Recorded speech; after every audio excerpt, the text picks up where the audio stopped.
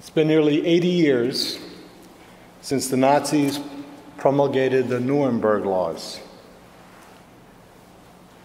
70 years since troops of the former Soviet Union first liberated camps in Poland, Hungary, and Czechoslovakia.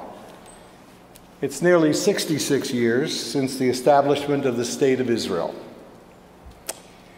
It's been 20 years almost to this day since my church, the Evangelical Lutheran Church in America, quote, in concert with the Lutheran World Federation, publicly rejected the 16th century anti-Semitic teachings of Martin Luther and expressed, quote, deep and abiding sorrow over its tragic effects on subsequent generations, and publicly deplored, quote, the appropriation of Luther's words by modern anti-Semites for the teaching of hatred toward Judaism or toward the Jewish people, expressing, quote, grief over the complicity of our own tradition within this history of hatred, and pledging, quote, to oppose the deadly working of such bigotry both within our own circles and in the society around us, unquote. 20 years since then, and 30 years, as you already heard, to this very day, since the people of St. Peter's and Central Synagogue first began commemorating Yom HaShoah together. Are you people still doing this? One of my colleagues, incredulous, recently asked me, are you people still doing this? Why? It's too painful. It's ancient history. The Holocaust can never happen again. Just this month, from the coveted wheat fields of Ukraine to the seized and exploited grazing lands of New Mexico, from the embattled streets of Crimea in the Black Sea to the quiet lanes of Kansas City in the heartland of America, the sad and awful answer to that question came roaring back. The Holocaust didn't just happen. It sprang from our collective indifference and accepted amnesia. Unless we remember, unless we continue to internalize the pain, unless we recollect the victims and revere them as heroes and martyrs, as us, unless we recall the perpetrators, revile them as criminals and monsters, as us, unless we commit our collective memory, unless we commit to our collective memory the horrors that resulted from unchallenged attitudes and unanswered slurs, from uncensored language and blatant lies, Holocausts like the one we remember tonight can happen again.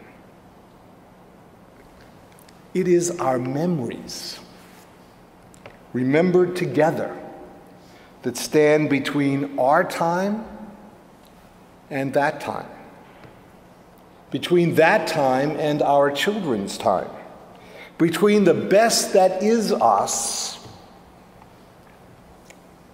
and the worst that was them. Indifference masquerading as tolerance.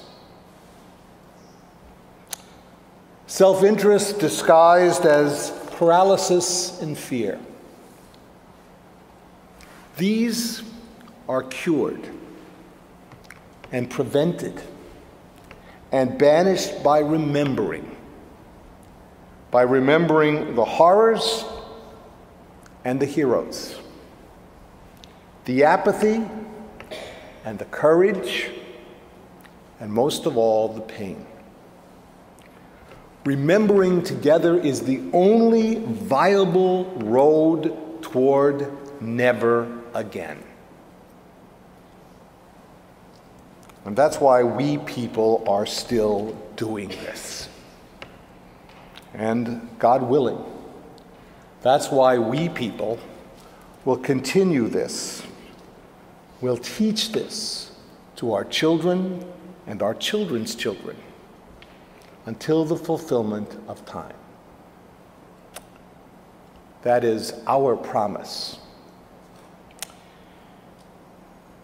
From Yom HaShoah in 1997, the day after I was called to be the pastor of St. Peter's, until tonight, I've been asked to read this pledge and promise every year. I almost have it memorized. But tonight, this pledge and promise is a bit more personal due to the change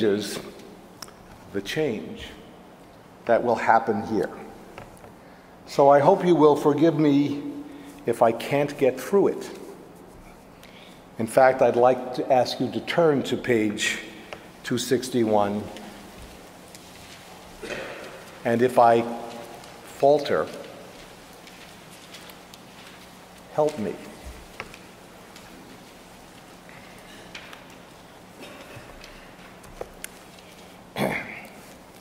In the presence of eyes which witnessed the slaughter, which saw the oppression the heart could not bear, and as witness the heart that once taught compassion, until the days came to pass that crushed human feeling, I have taken an oath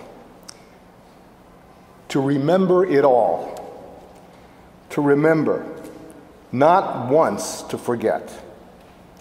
Forget not one thing to the last generation, when degradation shall cease, to the last, to its ending, when the rod of instruction shall have come to conclusion. An oath, not in vain passed over the night of terror. An oath, no morning shall see me at flesh pots again. An oath, lest from this we learn nothing. I say that to you, and I say that especially to you.